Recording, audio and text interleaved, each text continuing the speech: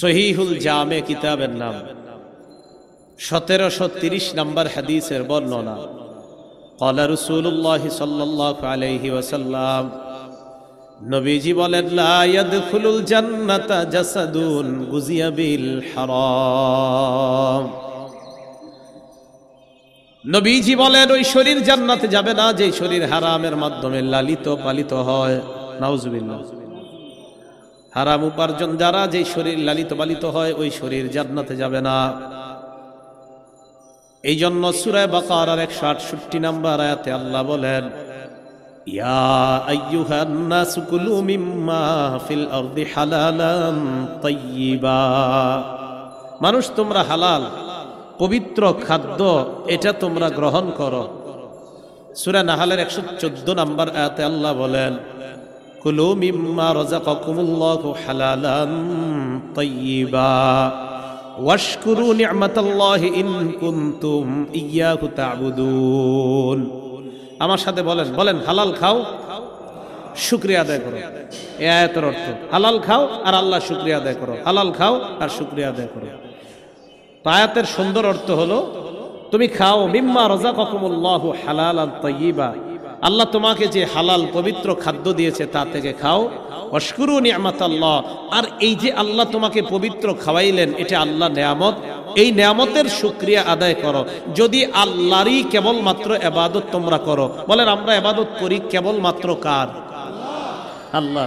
এই জন্য আল্লাহ বললেন, তোমরা আল্লাহ যা হালাল পবিত্র খাদ্য দিয়েছেন এটা তোমরা খাও এবং তোমরা আল্লাহর নেয়ামতের শুকরিয়া আদায় করো।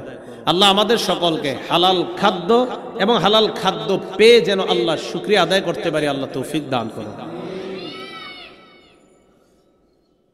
রাসূলুল্লাহ সাল্লাল্লাহু আলাইহি ওয়াসাল্লামের সাহাবী আব্দুল্লাহ ইবনে মাসউদ রাদিয়াল্লাহু তাআলা আনহুর বর্ণনা। তাখরিজুশ শারহিস সুন্নাহ নামে একটা কিতাব আছে। এই কিতাবের 4113 নম্বর বর্ণনা। সেখানে আব্দুল্লাহ ইবনে মাসউদ রাদিয়াল্লাহু তাআলা আনহু বলেন, عن عبد الله بن مسعود رضي الله تعالى عنه قال, নবীজির সাহাবী আব্দুল্লাহ ইবনে মাসউদ রাদিয়াল্লাহু তাআলা আনহুর বর্ণনা। আব্দুল্লাহ ইবনে মাসউদ রাদিয়াল্লাহু তাআলা আনহু বলেন, ইয়া আইয়ুহান নাস ইত্তাকুল্লাহ, হে মানুষ তোমরা আল্লাহকে ভয় করো। এরপরে কি কয় দেখেন, আব্দুল্লাহ ইবনে মাসউদ বলেন, উতলুবু ফির রিজকি, অথবা উতলুবুর রিজকা, তোমরা রিজিক তালাশ করো। এরপর কয় ওয়াজমালু ফি তলাবির রিজকি, তোমরা রিজিক অন্বেষণের ক্ষেত্রে সৌন্দর্যতা অবলম্বন করো, মানে মধ্যম পন্থা অবলম্বন করো।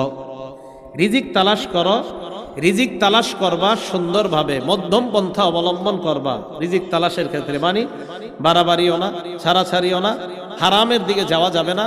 হালাল মোটামুটি পর্যায়ে যতটুকু হলে চলে এতটুকু চাওয়া। বেশি চাইতে গিয়ে যেন এমন না হয় যে এটা চাইতে চাইতে তোমার মরণ হয়ে গেল। হালালের অন্বেষণেও যেন তোমার নামাজ ছুটে না যায়, এমনটাও যেন না হয়।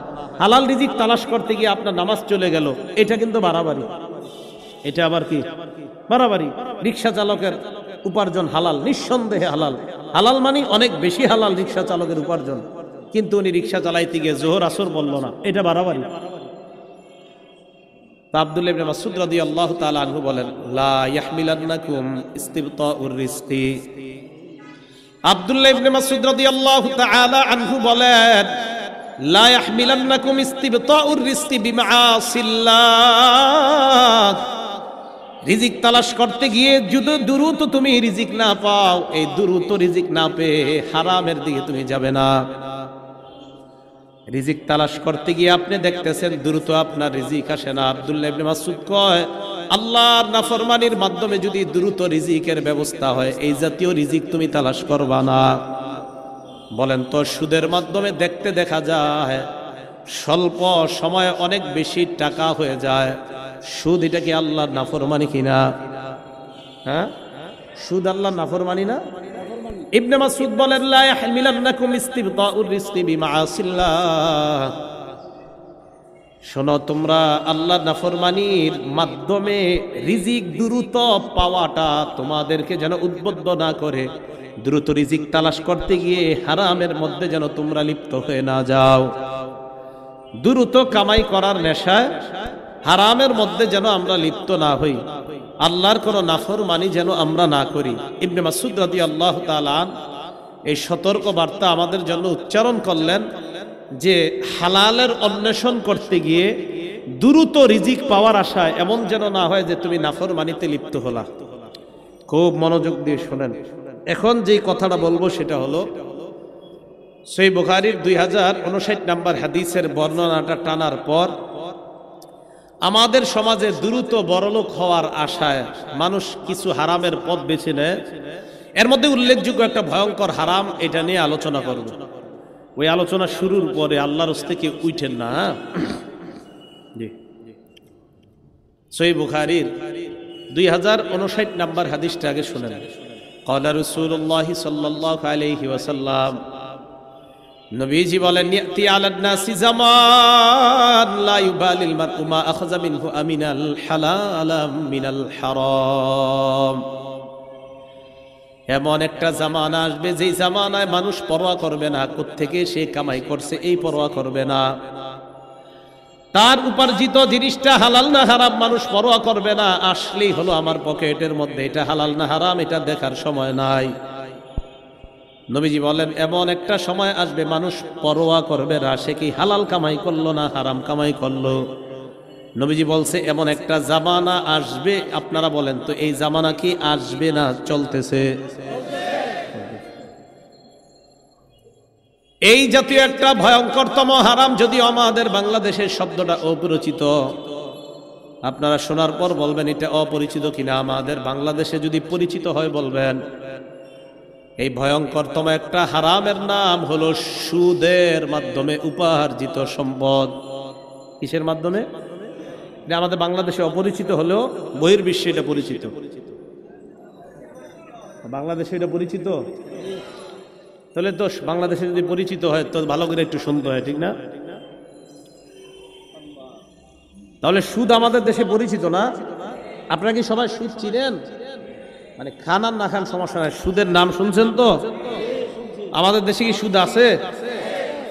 সুদ হালাল না হারাম? হারাম। তো আমাদের দেশেও তাহলে যেই পদ্ধতিতে উপার্জন, হারাম উপার্জন আমাদের কাছে আসে, এই পদ্ধতির একটা ভয়ঙ্করতম পদ্ধতি হলো সুদ।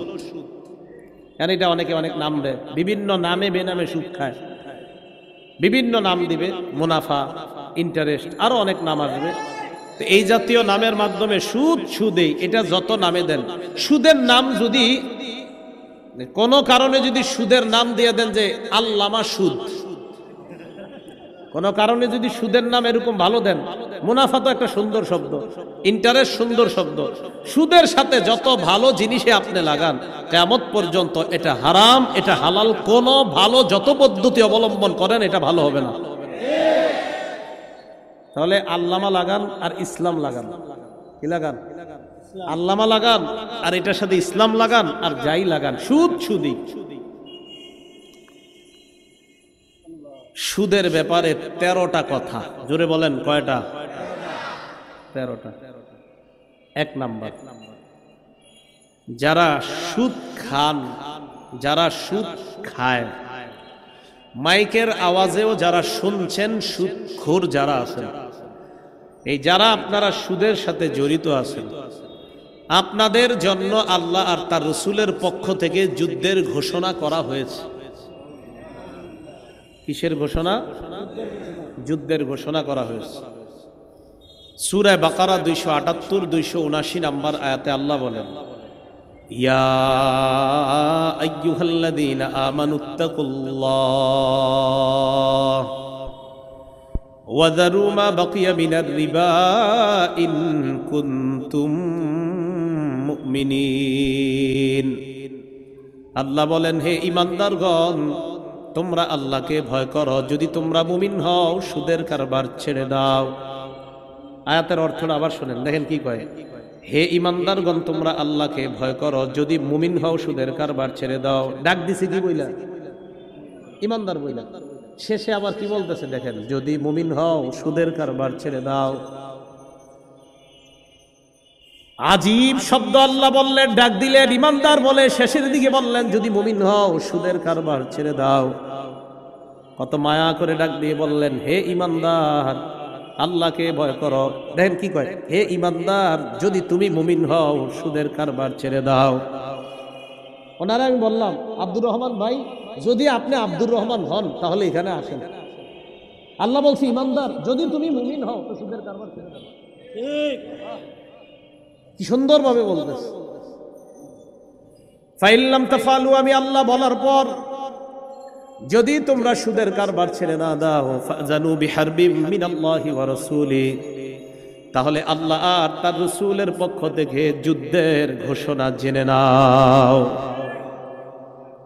তাহলে যারা সুদ খায় তারা আল্লাহ আর আল্লাহ রাসূলের পক্ষ থেকে যুদ্ধের ঘোষণা নিয়ে নিস। এই জন্য আজকে থেকে সুদের কারবার ছেড়ে দেন। আল্লাহ কয়, ইমানদার, তুমি যদি মুমিন হও সুদের কারবার ছেড়ে দাও, যদি না ছাড়ো নবীর পক্ষ থেকে যুদ্ধের ঘোষণা নিয়ে নাও। 2 নাম্বার, যারা সুদ খায় কিয়ামতের ময়দানে তারা পাগল অবস্থায় উঠবে। কি অবস্থায়? এটা খায়ের না।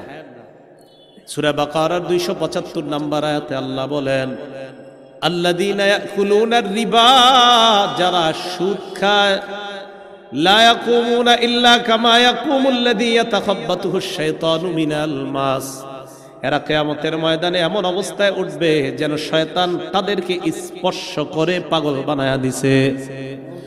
যালিকা বিআন্নাহুম ক্বালু ইন্নামাল বাইউ মিসলুর রিবা, এটা এই কারণে তারা দুনিয়ার মধ্যে বলতো ব্যবসা সুদের মতো। বলেন নাউজুবিল্লাহ।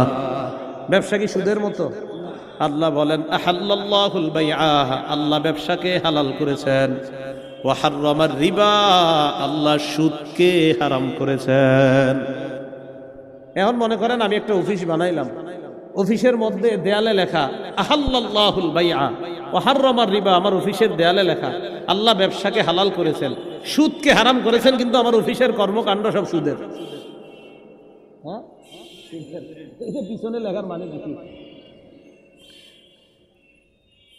আমি অফিসে লিখে রাখলাম আল্লাহ সুদকে হারাম করেছেন, ব্যবসাকে হালাল করেছেন, আর আমি ওইটাকে কেন্দ্র করে আপনাদেরকে সুদি কারবারে আহ্বান জানাচ্ছি। তাহলে এটা যতই আমি লিখে রাখি আর যদি সুদি কারবার করি, তো বলেন তো, লিখে রাখার পরেও যদি সুদি কারবার বলি, তো এই সুদ কি হালাল হবে না হারাম? সুদ এটা হারাম। 3 নাম্বার, যারা সুদ খায় দুনিয়াতে, এই জায়গায় আমি সবার জন্য দোয়া করি, আল্লাহ যেন কাউকে সুদি কারবারে লেনদেন অবস্থায় মৃত্যু না দেয়। সুদ থেকে ফিরিয়ে খুব দ্রুত যেন আল্লাহ ওই বান্দাকে নিয়ে আল্লাহ যেন তাকে হেদায়েত দিয়ে দেয়। সুদি লেনদেনে যদি মৃত্যু হয়ে যায়, কারো এমন মরণ না হোক, যদি হয় কিয়ামতের ময়দানে এই ব্যক্তি এমন অবস্থায় উঠবে, মনে হবে তার এই গলার মধ্যে কেউ চেপে ধরে শ্বাসরোধ করে তাকে কেউ হত্যা করতে চাইতেছে, হা হা করে ফাঁসি লাগাইলে যেমন মনে হয়, এমন অবস্থায় সুদখোর কিয়ামতের মাঠে উঠবে। উমদাতুত তাফসীর 1 নম্বর খণ্ড 330 নম্বর পৃষ্ঠা। আর আব্দুল্লাহ ইবনে আব্বাস রাদিয়াল্লাহু তাআলা আনহুমা قال, আব্দুল্লাহ ইবনে আব্বাস রাদিয়াল্লাহু তাআলা আনহুমার বর্ণনা, তিনি বলেন, আকিলুর রিবা ইউবাসু ইয়াউমাল কিয়ামাতি মাজনুনান ইউখনাক, সুদখোরকে কিয়ামতের ময়দানে এমন অবস্থায় উঠানো হবে, দেখলে মনে হবে পাগল, আর মনে হবে তাকে শ্বাসরোধ করে হত্যা করা হচ্ছে, দেখলে এমনটা মনে হবে। 4 নাম্বার, আপনাদের এই এলাকায় যারা সুদ খায়, যারা সুদি কারবারের লেনদেন করে, তারা এই এলাকার জন্য আল্লাহর আযাব বৈধ করে নেয়। এই দেখেন, এই এলাকার নাম মুগদা। এখন আপনারা সুদ খান না অনেকে, কিন্তু যারা খায় তারা ওই এলাকার জন্য আল্লাহর গজবকে বৈধ করে নেয়। মানে আল্লাহ গজব দিতে চান না, কিন্তু যারা সুদের কারবার করে তারা আল্লাহর গজবকে বৈধ করে নেয়। আত-তারগীব ওয়াত-তারহীব কিতাবের নাম, 3 নাম্বার খণ্ড, 69 নাম্বার পৃষ্ঠা, 59 নাম্বার পৃষ্ঠা। আর আব্দুল্লাহ ইবনে আব্বাস রাদিয়াল্লাহু তাআলা আনহুমা قال, قال رسول الله صلى الله عليه وسلم, নবীজি বলেন, ইদা যাহারাজ জিনা ওয়ার রিবা ফি ক্বরিয়া, কোন এলাকার মধ্যে যখন 2টা অপরাধ বেড়ে যায়, বলেন কয়টা? কোন এলাকায় যখন দুইটা অপরাধ বেড়ে যাবে, 1 নাম্বার ব্যভিচার, 2 নাম্বার সুদের কারবার, قد احلوا بانفسهم عذاب الله, ব্যভিচারকারীর দল আর সুদের কারবার যারা করে তারা ওই এলাকার জন্য আল্লাহর আযাব বৈধ করে দেয়। নাউজুবিল্লাহ। তাহলে কয় গুনাহ বাড়লে এলাকায় আযাব বৈধ হয়? ব্যভিচার, সুদের কারবার। 5 নাম্বার, যারা সুদ খায় তাদের কারণে ওই এলাকায় আল্লাহ দুর্ভিক্ষের গজব দেয়। কিসের গজব দেয়? দুর্ভিক্ষের গজব দেয়। মুসনাদে আহমদ কিতাবের নাম, হাদিস নাম্বার 17822 নম্বর হাদিসের বর্ণনা। عن عمرو بن العاص رضي الله تعالى عنه قال, عمرو بن العاص رضي الله تعالى عنه বর্ণনা, ما من قوم يظهر فيهم الربا إلا أخذوا بالسنة, কোন এলাকার মধ্যে যদি সুদের কারবার বেড়ে যায় ওই এলাকার মানুষগুলোকে দুর্ভিক্ষের গজব দ্বারা পাকড়াও করা হয়, দুর্ভিক্ষের গজব তাদের উপর চাপিয়ে দেওয়া হয়। ওমা মিন কওমিন ইয়াযহারু ফীহিমুর রিশা, কোন এলাকায় যখন ঘুষের কারবার বেড়ে যায়, ইল্লা উখিযু বির-রু'বি, ওই এলাকার মানুষগুলা কাপুরুষ হয়ে যায়, পুরুষগুলা কাপুরুষ হয়ে যায়। সুদের কারণে এলাকায় দুর্ভিক্ষ হয়, ঘুষের কারণে পুরুষরা কাপুরুষ হয়ে যায়। দাবি করবেন যে আমরা এই এলাকায় 100% মুসলমান, কিন্তু কাজে করবে দেখা যাবে আপনারা কাপুরুষের মতো আচরণ করবেন। কেন? ঘুষের কারবার বেড়ে গেলে সাহসী পুরুষগুলাও কাপুরুষ হয়ে যায়। 6 নাম্বার, যারা সুদ খায় তারা পেটে সাপ ঢুকায়। কি ঢুকায়? সাপ। সাপ সাপ চিনেন তো আপনারা? হ্যাঁ, সবার চেহারাগুলা কেমন জানি মরা মরা লাগতেছে। সুদের আলোচনার আগ পর্যন্ত তো ভালোই ছিল সব। হ্যাঁ, এখন দেখি একটু, আরে চলবে তো অবশ্যই, চেহারা কালো হলেও চলবে, না হলেও চলবে, এই টেনশন করি না। যারা সুদ খায় তারা পেটে সাপ ঢুকায়। ইবনে মাজাহ হাদিস নাম্বার 2273 নম্বর হাদিসের বর্ণনা। عن أبي هريرة رضي الله تعالى عنه قال, قال رسول الله صلى الله عليه وسلم, আবু হুরায়রা রাদিয়াল্লাহু তাআলা আনহুর বর্ণনা, আল্লাহ নবী বলেন, আতাইতু লাইলাতান উসরিয়া বি আলা কওমিন, আমি মেরাজে যখন গেলাম এমন একদল মানুষের পাশ দিয়ে গেলাম, যে মানুষগুলার দিকে তাকায় দেখলাম, বুতুনুহুম কাল বুয়ুত, তাদের পেটগুলা বিশাল বড় বাড়ির মতো। পেট কিসের মতো? বাড়ি। ফিহা আল হাইয়াত তুরাবিন খারিজি বুতুনিহিম, আল্লাহ নবী কয় বাহির থেকে তাকায় দেখি তাদের পেটের মধ্যে বিশাল বড় বড় সাপ দৌড়ায়। বাহির থেকে সাপ দেখা যাইতেছে, সাপ দৌড়ায়।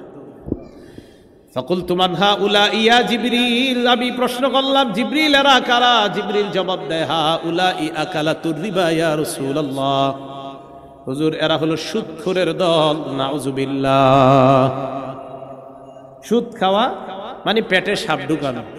ভাই এই অপরাধটা কইরেন না, এতে আপনার দুনিয়াও বরবাদ হয়ে যাচ্ছে, আখিরাতও বরবাদ। আপনি কার জন্য সুদ খান? আপনি এই হারামটা কার জন্য নিচ্ছেন? আপনার ছেলে মেয়ে বিবির জন্যই তো। আগের জামানায় মানুষ মারা গেলে মানুষ মানুষকে মনে রাখতো, কিছুদিন মোটামুটি মনে রাখতো। এই যুগে মারা গেলে কিন্তু আজকে মারা গেছেন না, কালকে সকাল থেকে আপনার ছেলে আপনার মনে রাখবে না, ও ওর মতো ওর মোবাইল টোবাইল নিয়ে ব্যস্ত হয়ে যাবে, আপনারে মনে রাখবে না। আপনি কার জন্য সুদ খাইতেছেন? আপনি বিশ্বাস করেন না, আপনি মারা যাওয়ার সাথে সাথে দুনিয়া ওর ঠিক মতো চলবে, আপনি চলে গেলেন, আপনার খোঁজও নিবে না। আপনি মারা গেছেন, শেষ, আপনি মাটির নিচে।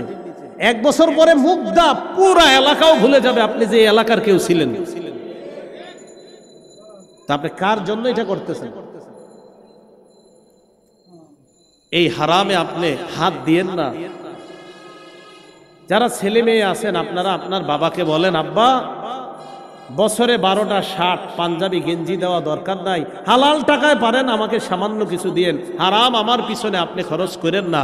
মা বোন মেয়েরা যারা আছেন আপনি আপনার বাবাকে বলেন, স্ত্রী যারা আছেন আপনার স্বামীকে বলেন, তুমি আমার জন্য হালাল টাকায় যা পারো আমাকে খাওয়াবা, পরাবা, সামান্য হারাম আমার পিছনে খরচ করবা না, আমি আশাবাদী। কোনো বিবি তার স্বামীকে যদি এটা বলে, কোনো ছেলে আর মেয়ে যদি তার বাবাকে এটা বলে, আমি আশাবাদী ইনশাআল্লাহ ওই বাবা ওই স্বামী সুদের কারবার থেকে ফিরে আসবে।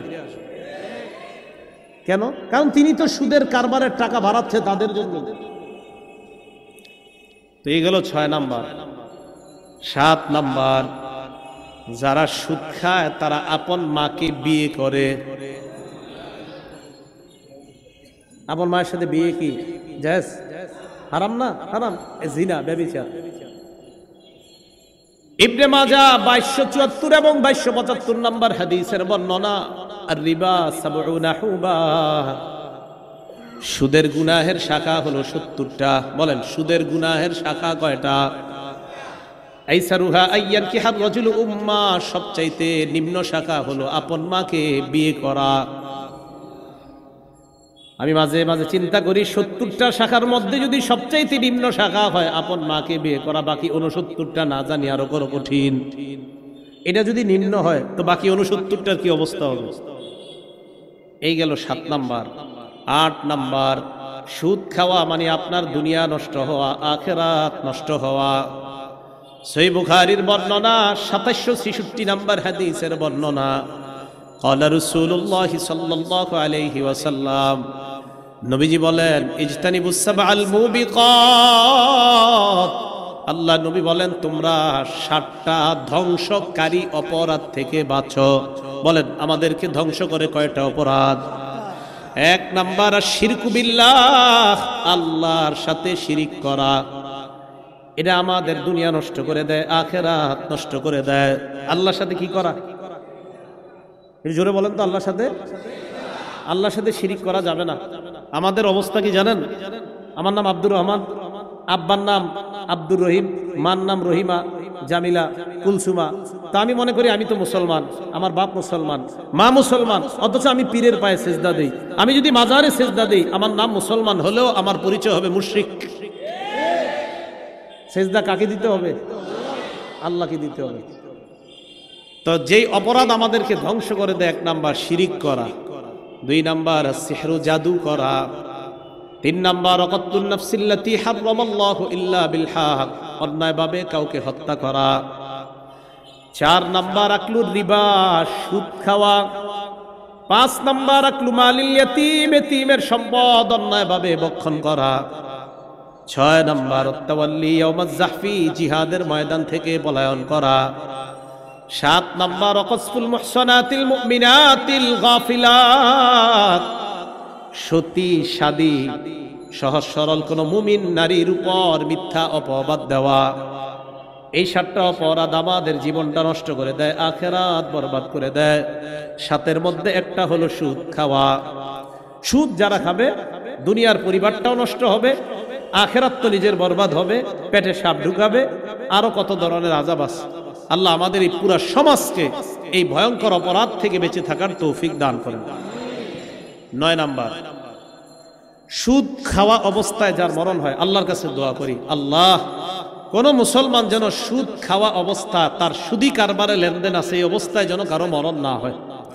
আল্লাহ যেন ফিরিয়ে আনে, সবাই বলেন আমিন। আল্লাহ যেন ফিরিয়ে আনে, বলেন আমিন। আল্লাহ না করেন যদি সুদের সাথে লেনদেন অবস্থায় মারা যায়, তাকে কবর দিয়ে আসার পর সে একটা নদীর মধ্যে সাঁতার কাটা শুরু করবে, ওই নদীটার মধ্যে রক্ত থাকবে, এই রক্তের নদীতে সাঁতার কাটতে কাটতে বারবার কিনারায় উঠতে চাবে, বারবার কিনারা থেকে তাকে আঘাত করা হবে, আবার নদীর মাঝখানে আসবে, এভাবে চলতেই থাকবে, কোনোদিনও নদীর কিনারায় সে বুঝতে পারবে না। দলিল সহিহ বুখারী 2085 নাম্বার হাদিসের বর্ণনা, عن سمرة بن جندب رضي الله تعالى عنه قال قال رسول الله صلى الله عليه وسلم, সামুরা ইবনে জুনদুব রাদিয়াল্লাহু তাআলা আনহু বলেন, ফজরের নামাজের পর আল্লাহ নবী আমাদেরকে একদিন একটা রাতের ঘটনা শোনাইলেন। নবীজি বললেন, রাআইতুল লাইলাতা রাজুলাইন আতায়ান, আমি 2 ব্যক্তিকে দেখলাম আমার কাছে আসছে, ফাখরাজানি ইলা আরদিন মুকদ্দাসা, আমাকে একটা পবিত্র জমিনের কাছে নিয়ে যায়। পবিত্র ভূমির কাছে যাওয়ার পর নবীজি বলেন, আমরা 3 জন চলতে লাগলাম, ফানতালাকনা হাত্তা আতাইনা আলা নাহরিম মিন দাম। চলতে চলতে একটা নদীর কাছে গেলাম, ওই নদীর মধ্যে তাকিয়ে দেখলাম নদীর মধ্যে রক্ত আর রক্ত। আমাদের দেশে নদীতে কি আছে? পানি আছে। নবীজি বলেন ওই নদীর মধ্যে আমি দেখলাম রক্ত আর রক্ত। হঠাৎ আমি দেখলাম নদীর মাঝখানে এক ব্যক্তি দাঁড়িয়ে আছে, ফিহি রাজুলুন কাইম। এটা নদী মনে করেন, মাঝে এক ব্যক্তি। ওয়ালা ওয়াসতিন নাহরি রাজুলুন বাইনা ইয়াদাইহি হিজারা। নদীর কিনারায় আরেকজন, তার সামনে পাথর আর পাথর। ফাকবালা রাজুলুল লাযী ফিন নাহরি। নদীর মাঝখানের লোকটা নদীর কিনারার দিকে রওনা করছে। নদীর কিনারায় যিনি দাঁড়িয়ে আছে, রমার রাজুলু বিহাজারিন ফিহি। নদীর কিনারার লোকটা একটা পাথর নিয়ে সাঁতার কাটি লোকটার মুখ বরাবর মারে। রদ্দাহু হাইসু কানা। পাথরের আঘাতে লোকটা আবার নদীর মাঝখানে চলে যায়। নবীজি বলেন কুল্লামা যা আলিয়াখরুজা। যতবার বের হতে চায় ততবার পাথরের আঘাত খায়, আবার নদীর মাঝখানে চলে যায়। জিবরিল আমিন আমাকে বলে আল্লাযী রাআইতাহু ফিন নাহরি আকিলুর রিবা। ইয়া রাসূলুল্লাহ, আপনি যাকে নদীর মধ্যে সাঁতার কাটতে দেখলেন এটা হলো সুদখোর। নাউজুবিল্লাহ। আল্লাহ হেফাজত করেন। তো সুদি লেনদেন অবস্থায় যদি মারা যায়, একটু চিন্তা করেন কত ভয়ঙ্কর অবস্থা হবে।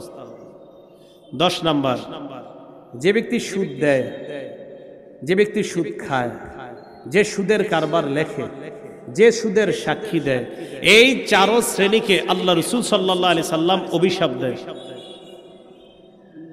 যে সুদ খায়, যে সুদ দেয়, যে সুদের কারবার লেখে, যে সুদের সাক্ষী দেয়, এই 4 শ্রেণীকে আল্লাহ রাসূল অভিশাপ দেয়। নাসাই শরীফের 5103 নম্বর হাদিসের বর্ণনা। عن علي بن أبي طالب رضي الله تعالى عنه أن رسول الله صلى الله عليه وسلم لعن آكل الربا وموكلا وكاتبا পরের বর্ণনায় ওয়াশাহিদা।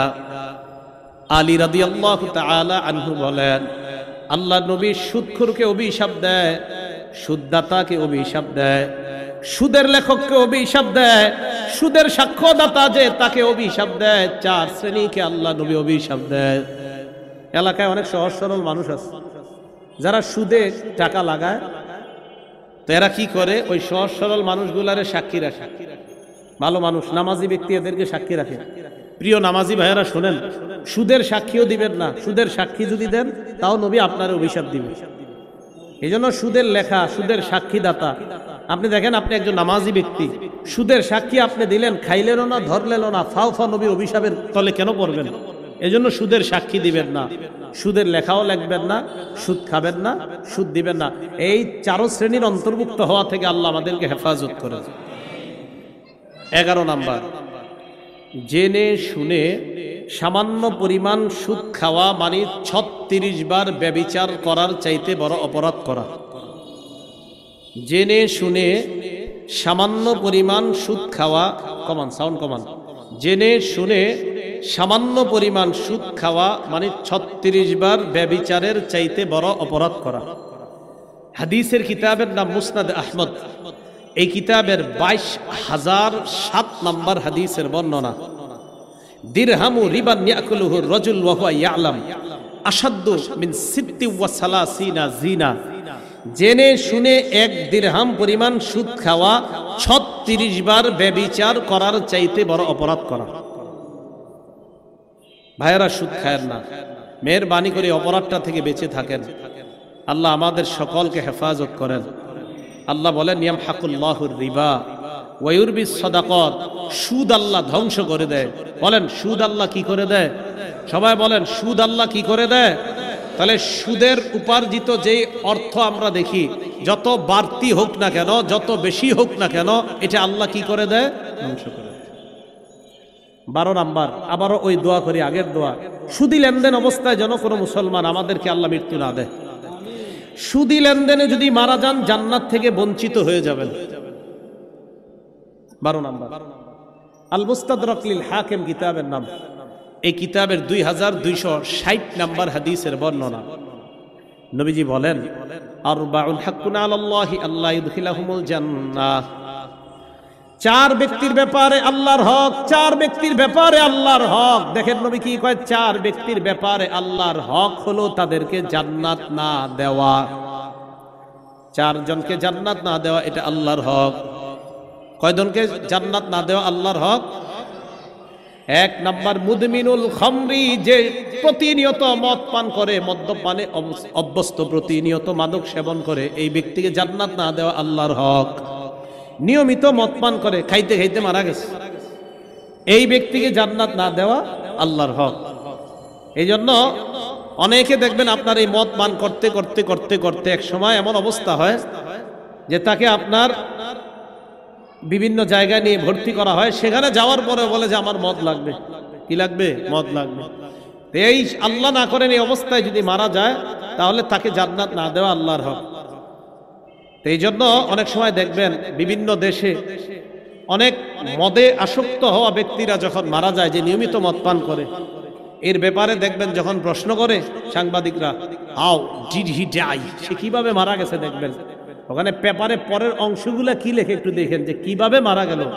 দেখবেন বলবে অমুক মাদক দ্রব্যের অমুক নেশার কারণে তার শরীরে এটা সাপ ছোবল দিলে বিষের ক্রিয়ায় মারা গেছে। আমরা বলি মদের এই ক্রিয়ায় সে মারা গেছে, মদ্যপান অবস্থায় সে মারা গেছে। আল্লাহ না করেন যদি মারা যাওয়াটা ওই অবস্থায় হয়, তাকে জান্নাত না দেওয়াই আল্লাহর হক। দুই নাম্বার ওয়া আকিলুর রিবা, যে সুদ খায় ওই সুদী অবস্থায় যদি মারা যায় তাকে জান্নাত না দেওয়া আল্লাহর হক। তিন নাম্বার ওয়া আকিলু মালিল ইয়াতীম, এতিমের সম্পদ অন্যায়ভাবে ভক্ষণকারীকে জান্নাত না দেওয়া আল্লাহর হক।